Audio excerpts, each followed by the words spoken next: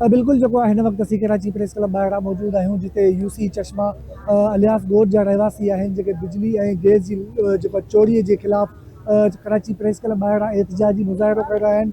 असां सां गॾु मुमताज़ उमरानी गॾु मौजूद आहे, उन सां ॻाल्हि ॿोल कंदासीं त उनजो छा चवणु आहे। साईं ॿुधाइजो त हीउ जेको एहतिजाज आहे छा मसइला आहिनि तव्हांजा? अस्सलाम वालेकुम, मेहरबानी। गुज़ारिश इहा कि असांजी इन एहतिजाज जो मक़सदु इहो ई आहे कि असांजे इलाइक़े में गैस माफ़िया वॾी तादाद में कमु करे रहे थो।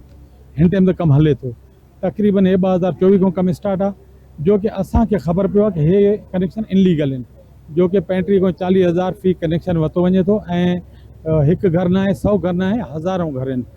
उन जे बावजूदि असां गैस जे अमलदारनि सां राब्तो कयोसीं।